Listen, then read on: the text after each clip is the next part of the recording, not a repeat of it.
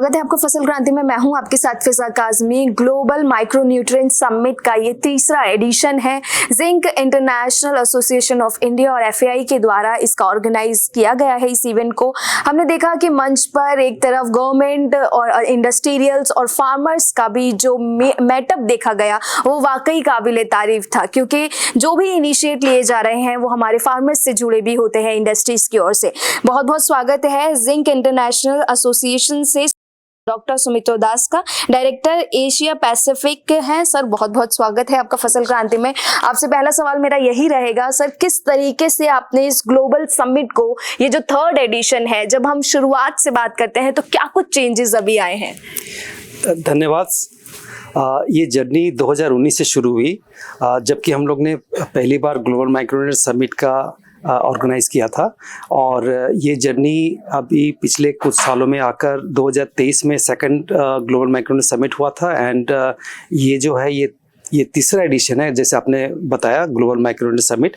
तो हम लोग ने जब शुरू किया था तो उस समय माइक्रोन्यूट्रिएंट का, खास करके जिंक खाद हो, बोरोन का हो, आयरन का हो, उनका जागरूकता या लोग बाग में जो अवेयरनेस था, जो जागरूकता की कमी थी, तो हम लोग ने एक स्क्रैच से शुरू किया था और फिर लोग इस सफ़र में जुड़ते चले गए और जाके फिर ग्लोबल माइक्रोन्यूट्रिएंट समिट 2 हुआ और 3 हुआ।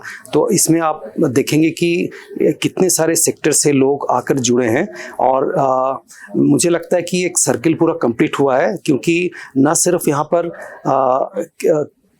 फसल की या फिर उनकी गुणवत्ता की या फिर उनकी जो यील्ड की बात कर रहे हैं, ये क्रॉप्स के अलावा भी आपने देखा होगा कि कई ऐसे प्रेजेंटेशंस थे जिसमें ह्यूमन हेल्थ की बात करी गई, जिसमें लाइव स्टॉक हेल्थ की बात करी गई।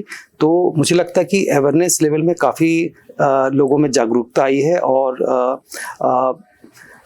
कहीं ना कहीं इसमें सबकी, सारे स्टेक होल्डर्स की कहीं ना कहीं इसमें हमें देखा गया कि लोगों का एक जो इंटरेस्ट बना है और एक रुझान बना है इसमें। जी सर, आगे मैं आपसे भी जानना चाहूँगी, आपका ज़्यादा समय ना लेते हुए, माइक्रो न्यूट्रिएंट्स जिस तरह से इंडस्ट्री में कारगर है और लोग उसको एक्सेप्ट भी कर रहे हैं धीरे धीरे, क्या आपको लगता है फ्यूचर चैलेंजेस हैं और किस तरह से इस पर ओवरकम किया जा सकता है?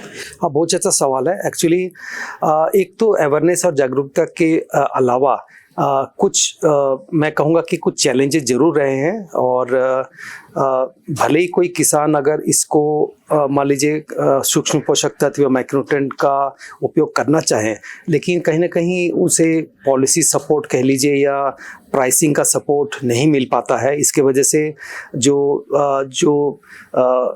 संतुलित उर्वरक उपयोग का प्रयोग नहीं हो पा रहा है। सो चाहे पॉलिसी का बात ले लें तो आप देखेंगे कि पॉलिसी सपोर्ट हो या प्राइसिंग सपोर्ट की वजह से लोग बाग यूरिया का ही ज़्यादा उपयोग कर रहे हैं, जिसके वजह से यूरिया का मैं कहूँगा कि सिर्फ ओवर यूज नहीं है, मिसयूज भी है, जिसकी आवश्यकता नहीं है। तो यूरिया ही ओवर नाइट्रोजन का यूज हो रहा है, पोटास फास्फोरस भी नेग्लेक्टेड है, माइक्रोन्यूट्रिएंट या सूक्ष्म पोषक तत्व तो बहुत दूर की बात है। तो इसमें चैलेंजेस ये है कि इसमें मेरे समझ से सब्सिडी का जो सपोर्ट है, उदाहरण स्वरूप अगर मैं बात करूंगा कि जो न्यूट्रिएंट बेस्ड सब्सिडी स्कीम 2010 में जो लागू की गई थी, उस समय जिंक और बोरोन को सब्सिडी दी गई थी, और आज 2026 में भी वो जो फोर्टिफिकेशन का जो अमाउंट है वो तकरीबन उतना ही है, कोई इसमें बदलाव नहीं है। तो वो आउटडेटेड आज के डेट में हो गया। इसकी वजह से जो मैन्युफैक्चरिंग जो कंपनीज हैं, मैन्युफैक्चरर्स है, प्रोड्यूसर्स हैं, उनको ये प्राइसिंग सपोर्ट नहीं मिल पाता। इसके वजह से ये फोर्टिफिकेशन नहीं हो पाता है, और इसके अलावा भी ईज ऑफ डूइंग बिजनेस का भी सवाल रहता है।